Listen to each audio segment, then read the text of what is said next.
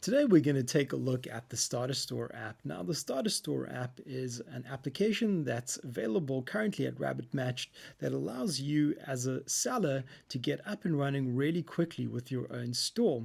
Now this basically means that we take care of all the technical details for you. You don't have to worry about things like hosting and security and domains and all of that sort of stuff because we take care of that for you, and all you need to focus on as the seller is selling your products to your customers.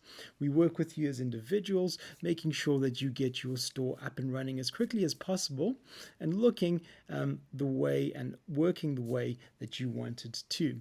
So from the perspective of the buyer, we're going to have a look at how the store works, and then we'll take a look at how the store works from the perspective of the seller. So if as a buyer I wanted to buy something from the store, this is the interface I would come up with. You can see that the store has a nav bar up here. It's got an intro section and an about us section. And then down here we've got all of our products that we're selling, as well as a footer down there at the bottom where you can include social media links and so on.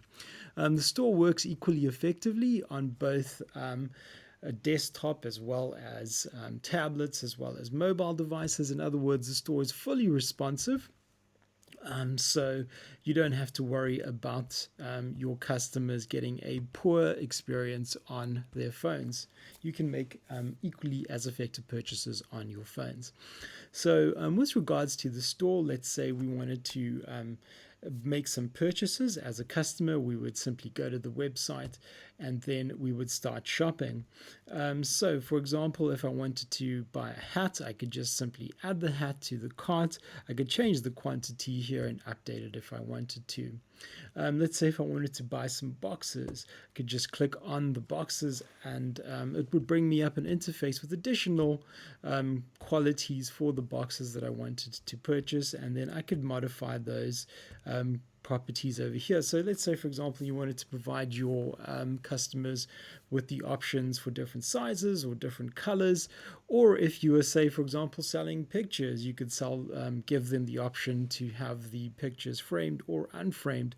The options are entirely up to you. We click on update and the item gets added to the cart. So now we've got a pair of boxes and 2 hats.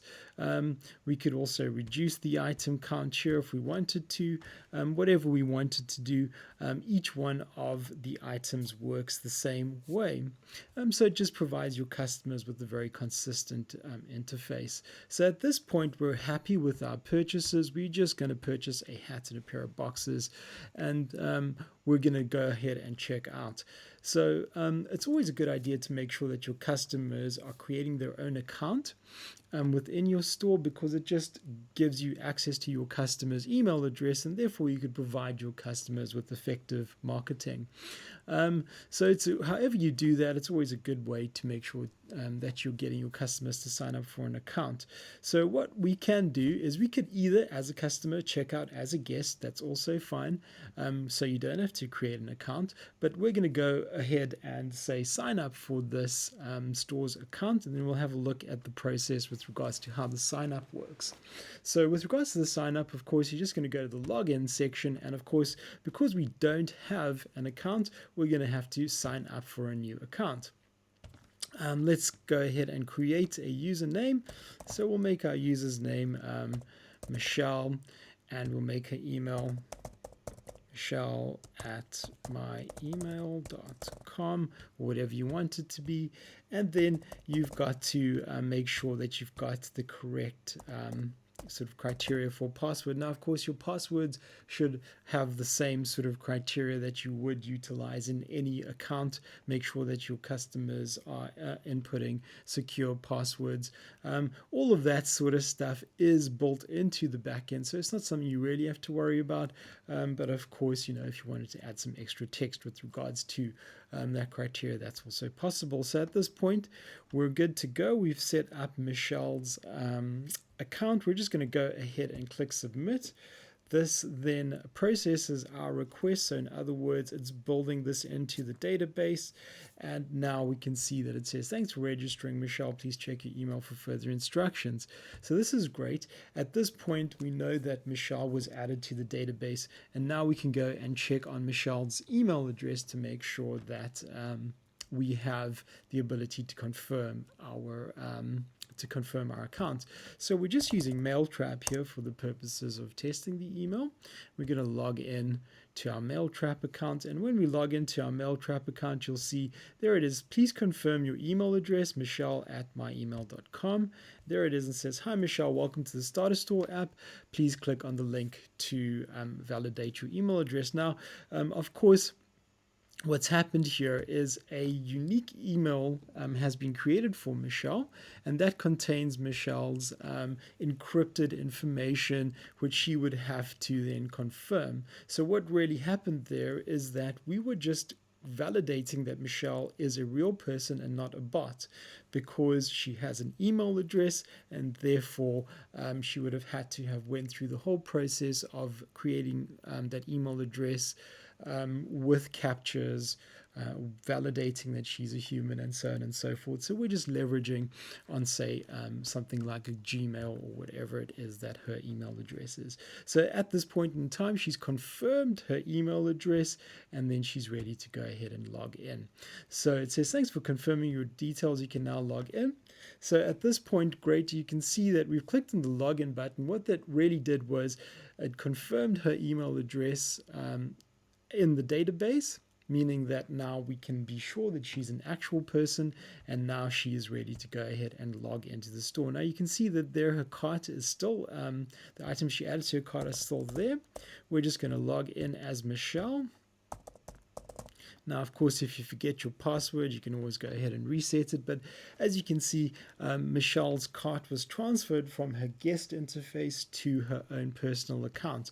So we're just going to go to our profile now. And as you can see, there's all of Michelle's information that's been pulled in from the database. We can go ahead and update Michelle's details.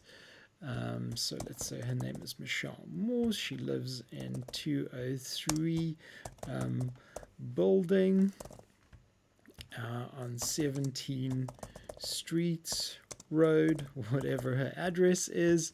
Let's put her in Cape Town as well as the Western Cape, and give her a zip of 7801 or whatever it is that you want to give her a zip of, and update. Now you'll see this information then gets successfully added to the database at this point. So now we've got Michelle's address, not only her physical address, but also her email address if we need to get a hold of this particular customer. Great, so at that point, we're happy with setting up the profile. Of course, your users don't have to set up the profile at that point in time.